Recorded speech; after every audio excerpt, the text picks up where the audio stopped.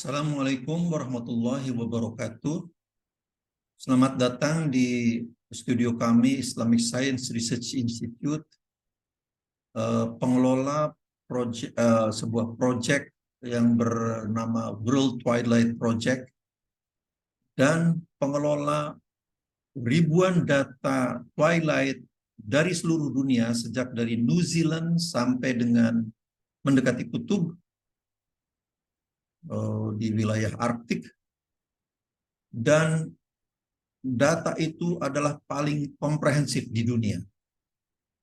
Namun selain kami melakukan penelitian tentang kehadiran fajar global di seluruh dunia, kami juga meneliti tentang kalender Islam global.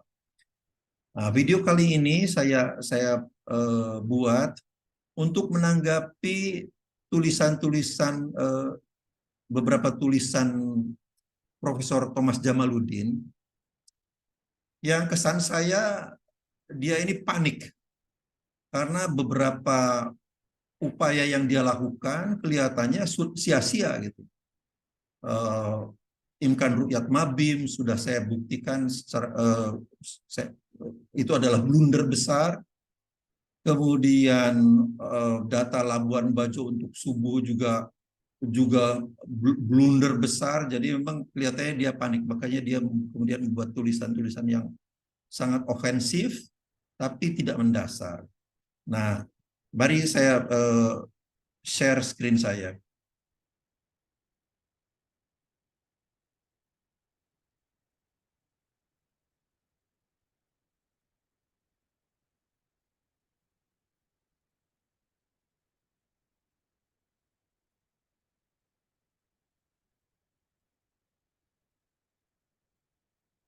Presentasi kali ini saya beri judul ini, Imkan Ru'yat Mabims itu cacat sejak dulu. Ini kami buat sebagai tanggapan atas tulisan Profesor Thomas Jamaluddin, beberapa tulisan yang pertama ofensif dan keduanya ngawur. Coba nanti kita lihat, saya akan buktikan itu ya. Saya dari Dr. Saxona dari Islamic Science Research Institute. Oke. Mengapa income Ru'yat Mabims itu cacat? Saya lihat kayak ini. Pertama, mengabaikan prinsip akademik yang independen, bebas dari bias dan berkeadilan. Nanti akan saya jelaskan satu persatu. Kalau seperti ini sudah kecacat ini. Untuk menentukan awal bulan Komariah merupakan pekerjaan yang sia-sia. Nanti saya akan tunjukkan juga. Sekarang saya kupas yang pertama. Prinsip akademiknya cacat. Oke. Fungsi legislasi, eksekusi, dan yudikasi semua diborong dalam satu tangan. Ini kan ngawur banget. Kita lihat. Pertama, pada tahun 2000-an, pertengahan atau awal 2000-an, regulasi Imkan Ru'yat Mabims 238 diperkenalkan. Oke. Jadi artinya regulatornya mereka. Kemudian eksekutornya, peru'yatnya ditentukan sendiri juga. Kalau ada peru'yat yang di luar orang-orang yang ditentukan itu nggak boleh. Kemudian, kalau ada masyarakat yang melihat hilal di bawah kriteria yang ditetapkan, kemudian dihakimi, dianulir. Banyak contohnya itu, Cakung, beberapa kali itu, pesantren di Cakung, di Madura beberapa kali melihat hilal, tapi karena kriterianya di bawah Imkan Ru'yat 238 itu kemudian dianulir. Ini kan cacat. Masa semua diborong oleh satu tangan? Mana fungsi kontrolnya? Artinya, selama puluhan tahun arsip data hasil ru'yat Kemenag itu penuh bias. Itu sudah cacat itu.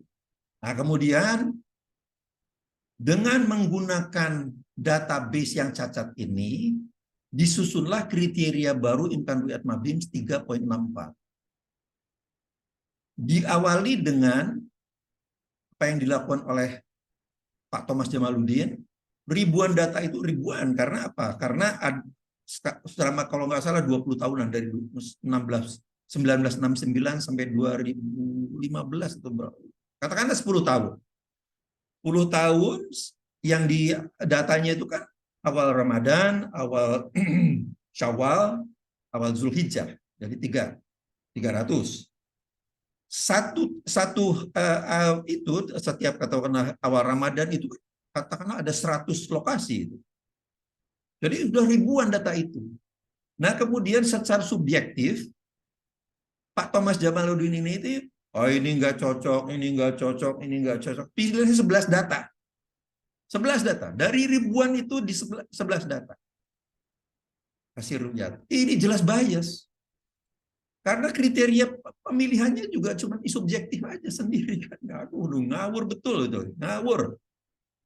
Secara statistik ini adalah cacat ilmiah karena redundancy-nya hanya 8. Akan mengganti 2, 3 dan 8 tapi datanya cuma 11. Artinya redundancy-nya itu 11 dikurangi 3, 8. Ini kalau secara statistik, kalau ngerti statistik lah Pak Thomas Jamaluddin itu. Ini ada redundancy-nya sangat rendah, reliability-nya sangat rendah, mendekati 0.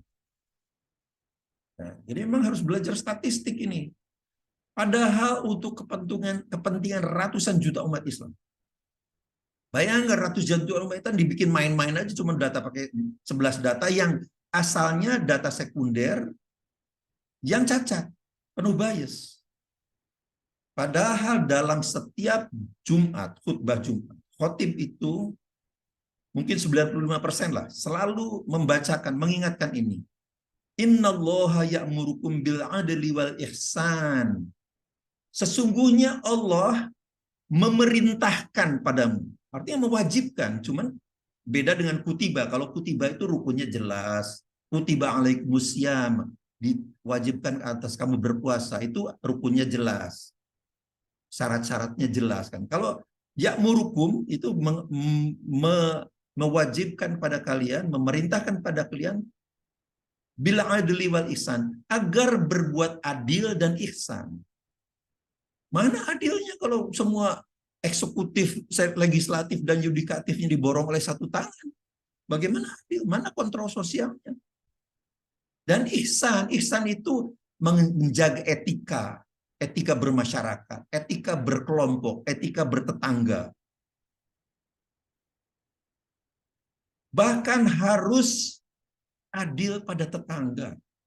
Tidak boleh daun pohon yang kita tanam masuk ke pekarangan tetangga. Itu jelas. Ihsan itu. Perbuatannya ihsan. Bahkan air cucuran atap rumah kita tidak boleh masuk pekarangan tetangga. Ya. Apalagi adil pada ratusan juta umat Islam. Jadi haram jika tidak adil. Ya, haram. Nah, sekarang Pak Thomas ini selalu bicara soal otoritas tunggal. Yaitu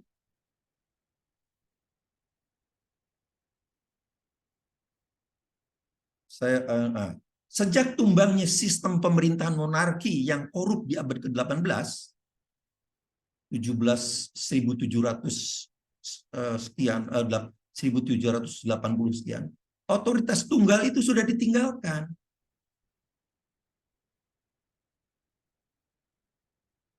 Ditandai, ya, itu di puncaknya itu ditandai dengan serangan rakyat Prancis ke Istana Bastille pada 14 Juli 1789. Kemudian Republik Prancis dideklarasikan pada September 1792. Kemudian kepala Raja Louis ke-16 dan permaisurinya dipenggal dengan menggunakan gilotin. Yes. Oleh rakyat Prancis itu. Kemudian diarak, ditenteng, diarak keliling kota Paris. Itu terjadi pada 21 Januari 1793. Itu karena kemarahan rakyat dengan otoritas tunggal. Sejak itu sistem monarki masih ada, namun sudah menjadi demokratik monarki. Itu masih ada di Inggris, Spanyol, Belanda, Belgia, dan lain-lain. Tapi sudah sebagai simbol saja. Pengelolaan tata kelola kebijakan publik, sosial, ekonomi, politik, diatur melalui distribusi dan independensi kekuasaan trias politika, yaitu dipisahkan antara eksekutif, legislatif, dan yudikatif. Ya, tidak ada otoritas tunggal itu. Otoritas tunggal itu haram hukumnya sekarang ini. Hakim di negara beradab itu bahkan dilarang makan di sembarang restoran, nonton bioskop, ke mall. Ketika saya kuliah di Inggris, kawan saya orang Indonesia, kami sama-sama dosen UGM pada saat itu, dia indekosnya di rumahnya seorang pensiunan hakim. Kami datang, saya berdua dengan teman lagi, jadi kami mengunjungi teman ini. Sempat ngobrol, jadi ngobrol lama lah dengan si pensiunan hakim di Inggris ini, itu di London ya. Jadi, nah untuk kehidupan seorang calon hakim dengan apartemennya itu sangat sederhana kalau menurut saya. Nah, si pensiunan hakim ini menceritakan bahwa dia tidak bisa sembarangan ketika aktif ya, tidak bisa sembarangan ke restoran, nonton bioskop, ke mall, itu nggak boleh. Itu adalah dalam rangka untuk menjaga marwah seorang hakim supaya jangan ada bersinggungan, berkelindan dengan eksekutif dan legislatif dan masyarakat. Harus steril betul. Jadi apalagi sejak abad 20, fungsi kontrol itu bahkan diperkuat melalui kontrol masyarakat. LSM, rakyat. Jadi tidak ada otoritas tunggal itu. Jadi upaya imkan ru'yat, ada sekarang imkan ru'yat mabims adalah upaya yang sia-sia. Karena apa? Karena ketinggian hilal itu sudah tidak relevan. Ya. Seandainya proses akademiknya tidak cacat, ini tetap upaya yang sia-sia. Padahal cacat berat kan tadi, datanya data bias, ribuan data cuma dibuang-buang cuma 11 biji, jadi udah kacau betul. Hilal yang tidak kelihatan di bawah ufuk itu, mau di bawah ufuk atau kalah intensitasnya oleh sinar matahari, sebetulnya jauh lebih besar dari hilal maghrib sebelumnya. Ini animasi ini sudah sering sekali saya sampaikan. Nah, ini dalam posisi ini matahari, ini bulan, ini. Jadi hilal itu, fase bulan itu membesar dan mengecil itu akibat bulan mengelilingi bumi. Ya, tidak ada hubungannya dengan siang dan malam. Jadi ini saya anggap buminya tidak berotasi. Nah, kemudian ini dalam posisi seperti ini gelap, tidak kelihatan kan. Kemudian bergerak. Nah, setelah ketika bergeser ke sini, dia ini kelihatan. Semakin besar, semakin besar, semakin besar, semakin besar. Sampai hampir setengah lingkaran ini, hampir setengah lingkaran. Orang ini tidak bisa melihat ini. Karena siang terang benderang kan gitu. Jadi apalagi melihat hilal. Iya kan? Tidak mungkinlah orang ini bisa melihat ini karena terang benderang. Jadi apalagi melihat hilal. Nah, baru ketika maghrib, nah, orang ini baru bisa melihat hilal. Oh, hilal itu. Tapi kemudian tenggelam. Hanya beberapa detik kemudian tenggelam. Right? Sebaliknya orang ini, orang yang di sebelah kanan ini, tadinya melihat, oh itu hilal itu ada apa? Ada ini first quarter moon terbit di arah dari timur. Kemudian dia bergerak. Nah ini tambah besar, orang ini bisa melihat tambah besar sampai purnama dia bisa melihat. Tapi orang ini nggak kelihatan karena tertutup oleh ufuk kan, tertutup oleh bola bumi. Jadi tidak ada kaitannya besarnya hilal itu dengan ketinggiannya. Karena ketinggiannya negatif itu bisa juga ini ketinggiannya negatif kalau bagi orang ini, ketinggiannya ini. Bagi orang ini kan ketinggiannya negatif, tapi sebesar ini. Jauh lebih besar dari hilal, tapi nggak kelihatan karena di bawah ufuk kan gitu. Jadi sangat naif kalau kemudian yang di oprek-oprek itu ketinggian hilal mulu. Aduh, gawat ya. Oke, kemudian saya sudah memproduksi sekitar 10 video lengkap dengan data dan animasi yang membuktikan bahwa imkan ru'yat mabims adalah blunder besar. Saya kirimkan juga video-video itu ya ke para pakar astronomi mabims di Malaysia dan Brunei. Yang Singapura saya tidak punya kontaknya, jadi saya tidak kirimkan. Tidak ada yang dapat membantah data saya. Padahal di situ saya jelaskan bahwa imkan ru'yat mabims adalah blunder. Tidak ada yang baik membantah data saya. Jadi memang tidak bisa dibantah karena itu. Jadi visibilitas hilal itu tidak diperlukan. Oke, ini video-video yang saya sudah produksi ya. Ada potensi sengketa Idul Adha. Jadi silahkan masuk YouTube, kemudian ketik nama saya, kemudian ini akan muncul. Ini dua. Ini sengkarut blunder kriteria imkan ru'yat mabims. Ada blunder kriteria imkan ru'yat mabims. Memang saya sengaja saya berikan seperti itu. Akurasi ayat-ayat Allah. Imkan ru'yat mabims membelah umat pada Idul Fitri 1444 Hijriah. Potensi perbedaan Ramadan ini semuanya menjelaskan dan membuktikan bahwa imkan ru'yat mabims adalah blunder. Imkan ru'yat mabims belah umat pada Idul Fitri ini. Blunder imkan ru'yat mabims membelah umat 10 kali, bukan 10 kali sebetulnya, maaf ini. Sebetulnya 11 kali selama 1444 Hijriah ini. 11 kali, bayangkan. Dari 12 bulan, 11-nya itu terbelah oleh imkan ru'yat mabims. Jadi kalau tidak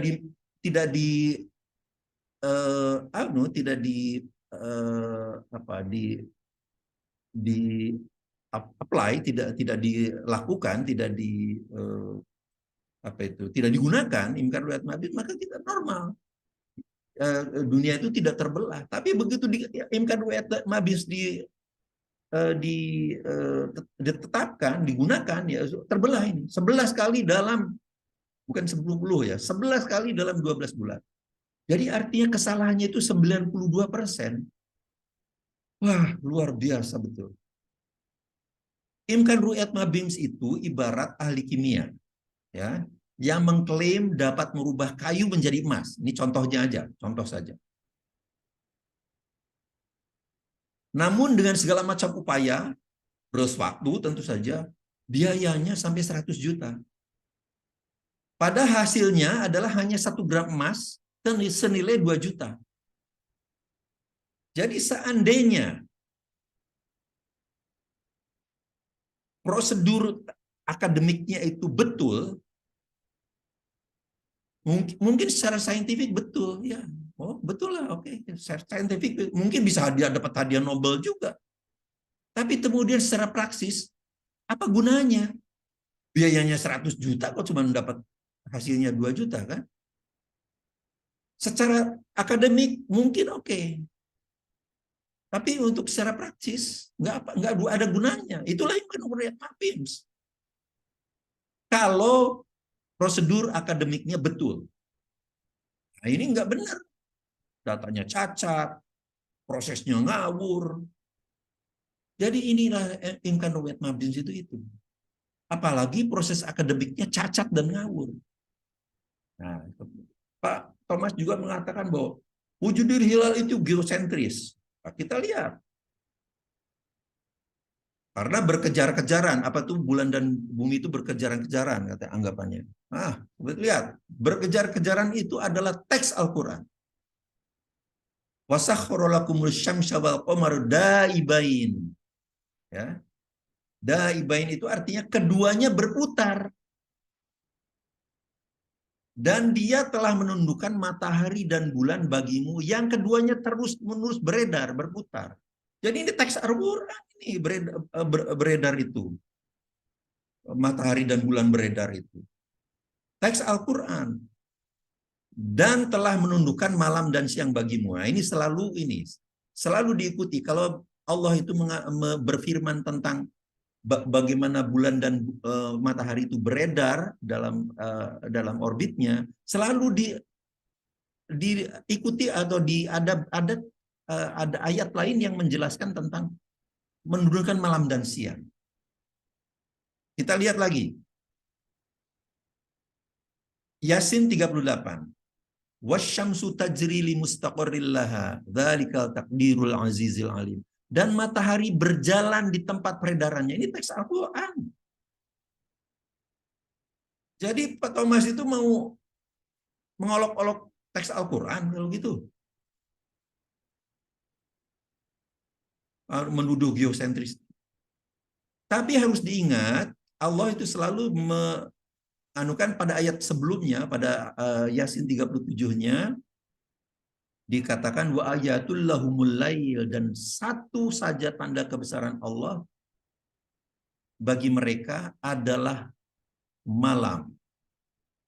Kami tanggalkan siang dan malam itu, maka seketika itu mereka berada dalam kegelapan. Jadi itu adalah peredaran semu matahari. Profesor astronomi nggak ngerti peredaran semu matahari, heran juga saya. Jadi itu adalah karena bumi berputar, kemudian matahari dan bulan itu seolah-olah berkeliling. Jadi itu ada di teks Al-Quran itu. Kita harus mengerti sains memang. Ini anunya.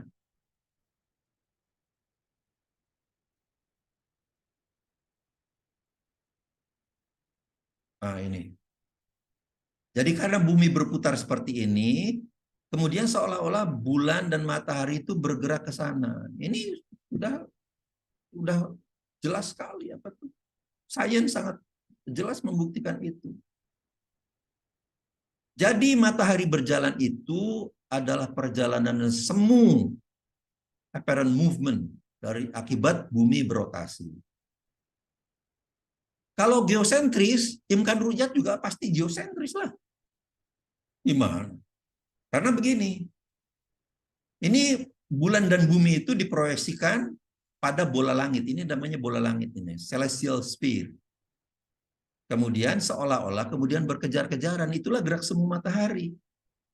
Nah, ketika matahari tenggelam, imkan ruyat global mempersyaratkan ini 5 derajat ketinggiannya. Sedangkan elongasinya adalah 8 derajat. Tapi ini terjadi dimanapun di muka bumi, maka syah. Sebaliknya, imkan ruyat mabim lebih kecil, sebutnya 3 derajat dan elongasinya 6,4 derajat, tapi lokal. Bahkan bukan ASEAN, karena hanya Malaysia, Indonesia, Brunei, dan Singapura. Bahkan tidak ASEAN. Nah, sekarang kita lihat apa wujud hilal itu. Ini adalah jadi pengukurannya itu ketinggian dan elongasinya itu terhadap bidang referensinya adalah ini, bola langit ini. Nah, sekarang kita lihat wujudul hilal. Wujudul hilal sama, bidang referensi digunakan untuk pengukurannya adalah ini. Cuman kata wujudul hilal itu karena visibilitas hilal itu tidak relevan, kita tidak concern dengan visibilitas hilal. Jadi ini ketinggiannya boleh aja 0,1 derajat, 0,05 derajat pun nggak apa-apa. Ini wujudul hilal. Loh, pengukurannya sama di bidang ini, kok dibilang ini geosentris? Kalau yang tadi kok tidak geosentris, ini jadi nalarnya di mana? Jadi bahkan Pak Thomas ini sebetulnya mungkin bidang referensi pun nggak ngerti gitu. Heran saya, betul-betul heran. Nah, sekarang dalil syar'i. Banyak hadis mauquf, itu hadis yang berhenti pada sahabat. Di antaranya yang ada contoh-contohnya yang saya miliki itu berhenti pada kisah Umar bin Khattab, kemudian Sayyidina Utsman bin Affan, yang menjelaskan hilal siang hari telah ada sejak zaman sahabat. Ada hilal siang hari itu. Bila terlihat pada pagi hari, umat membatalkan puasanya. Ya karena pada saat itu memang belum bisa menghitung kan gitu. Kalau sekarang sudah bisa dihitung. Jadi tidak kita bisa menghindari kejadian dramatis orang sudah berpuasa kemudian membatalkan. Kita bisa hitung itu dengan akurat. Animasi komputer sudah mampu melakukan visualisasi dan menghitung secara akurat kehadiran hilal di bawah ufuk yang lebih besar ketimbang yang di atas ufuk. Ya, di bawah ufuk itu bisa jauh lebih besar dari atas ufuk. Demikian juga hilal yang siang hari akan jauh lebih tebal daripada yang terlihat pada maghrib sebelumnya. Nah, imkan ru'yat mabims menyebabkan umat Islam dunia terbelah 11 kali selama 1444 Hijriah ini saja. Tadi sudah saya jelaskan. Berarti kesalahannya 92%. Ini kriteria acak-adut ini. Akibat imkan ru'yat mabims, selama bulan Syawal yang akan datang, umat Islam ASEAN akan beribadah sekitar 12 jam di belakang Muslim Amerika. Ya. Karena kita belum Syawal, mereka sudah Syawal. Jadi akan 19 jam di belakang Arab Saudi dan 14 jam di belakang Muslim Eropa. Apa enggak acak-adut itu? Ngawur itu. Jadi pada bulan Zulkaidah dan Zulhijjah yang akan datang, insya Allah Lebaran haji kita juga akan seperti itu. Itulah akibat imkan ru'yat mabims. Jadi Muhammadiyah itu akan bermigrasi bukan ke imkan ru'yat mabims. Kita akan bermigrasi ke wujudul hilal, ke kalender Islam global. Karena kalender Islam global akan mempersatukan umat muslim dunia. Tidak ke imigrasi ke imkan ru'yat mabims yang cacat nalar. Demikianlah, semoga bermanfaat. Assalamualaikum warahmatullahi wabarakatuh.